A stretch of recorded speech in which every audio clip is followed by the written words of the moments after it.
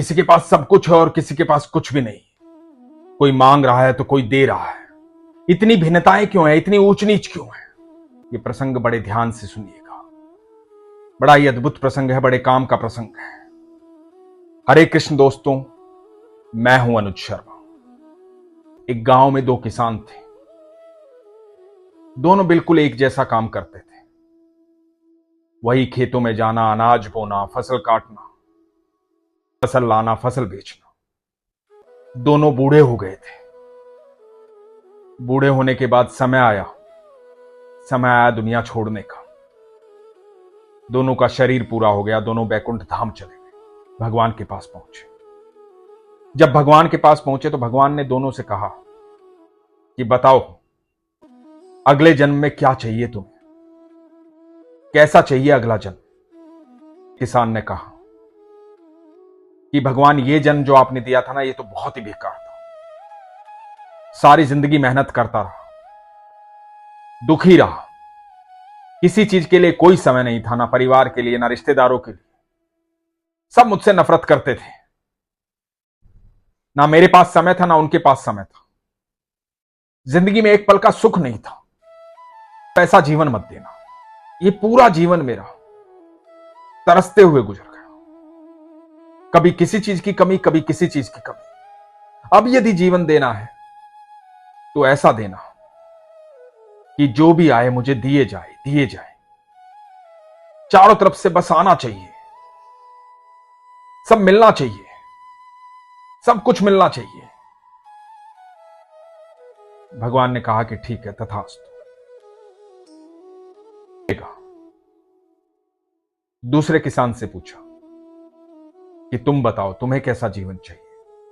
दूसरे किसान ने कहा कि प्रभु, आपकी अत्यंत कृपा रही। जीवन बड़ा सुखद था। अच्छा परिवार दिया, अच्छे रिश्तेदार दिए, अच्छे दोस्त दिए, अच्छा काम दिया। दिन भर मेहनत करता था, बड़ी प्रसन्नता के साथ घर पे जाता था, सुकून की नींद आती थी, अच्छा भोजन मिलता था, बड़े आनंद में था।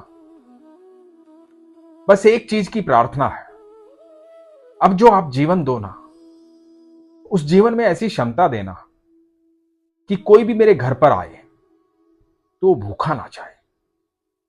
कोई भी मेरे घर पे कुछ मांगने आए तो वो खाली हाथ ना जाए। मैं लोगों की मदद कर पाऊं, उन्हें दे पाऊं। बस ऐसा ही जीवन चाहिए। भगवान ने कहा तथास्तु। कुछ समय बाद दोनों ही किसानों ने उसी गांव में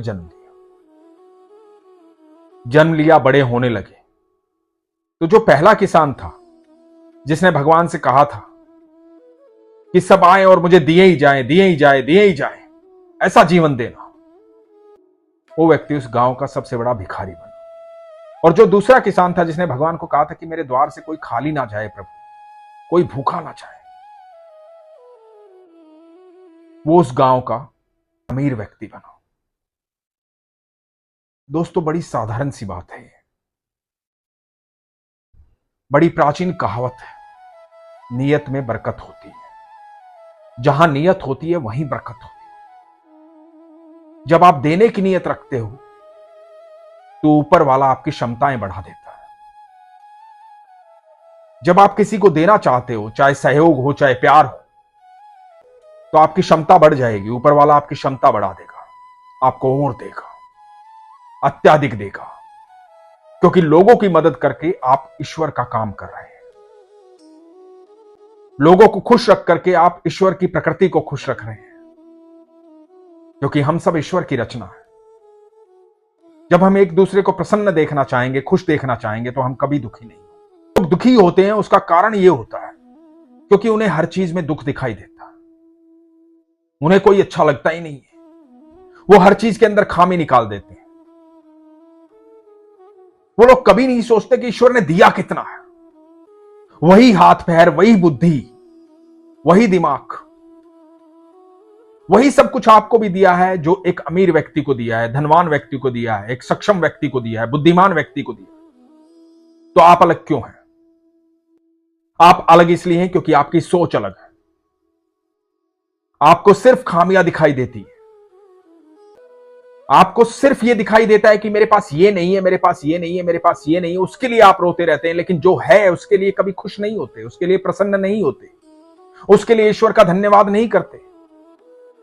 जिस दिन हम उसके लिए ईश्वर का धन्यवाद करना शुरू कर देंगे कि जो हमारे पास है, जो उसने दिया है, और उन सब चीजों की कद्र करना शुरू कर देंगे जो हमारे पास है, जो उसने दिया है, तो यकीन मानना जीवन में कभी दुख नहीं आएगा।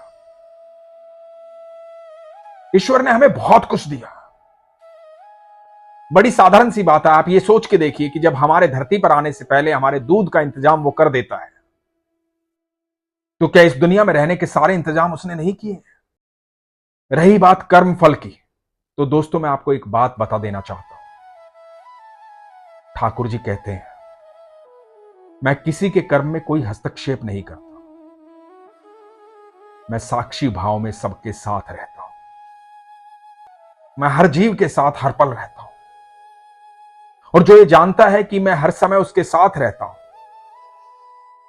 वो जीवन में कोई भी गलत कर्म नहीं करेगा, पूर्ण विश्वास रखेगा मुझ पर, क्योंकि उसके हर कर्म में उसके साथ रहूंगा मैं।